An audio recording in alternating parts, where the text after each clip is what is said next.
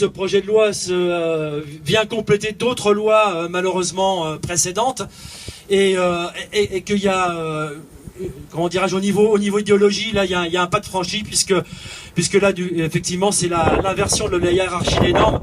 Donc si on veut faire court, c'est-à-dire qu'on pourra avoir autant de codes de travail qu'il y a d'accords d'entreprise. Et ça c'est hors de question pour nous. Les salariés doivent être défendus, doivent être protégés. Il y a effectivement une subordination des salariés par rapport à l'employeur. Dans un contexte où on a 5-6 millions de chômeurs, une précarisation du travail, nous, ce qu'on veut, c'est pas partager le travail, c'est du travail pour tous. Et donc, ce qu'on demande, c'est le retrait de ce projet de loi. Retrait du projet de loi. Retrait du projet de loi. Retrait du projet de loi.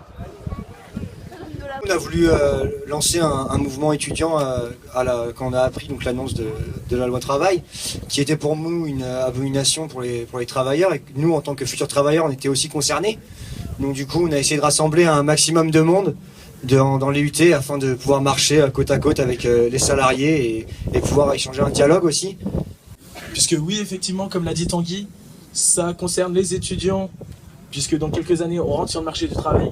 Et principalement, tout d'abord, ça va concerner ceux qui sont actuellement dans le monde du travail.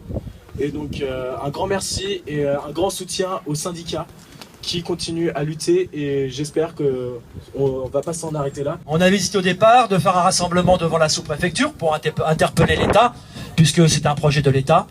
Ceci dit, c'est un projet de loi, et comme toute loi, elle doit être votée, et votée par les députés. Donc c'est pour ça qu'on souhaitait donc interpeller, sensibiliser notre député de l'arrondissement de Lannion. Alors le projet de loi n'est pas déposé, mais on l'interpelle dès à présent, parce que ce sera elle effectivement qui en dernier ressort aura en tout cas la parole, son vote, et elle est censée effectivement nous représenter. Donc c'est pour ça qu'on est là aujourd'hui, pour lui rappeler que à la fin de notre position et notre opposition à ce projet de loi.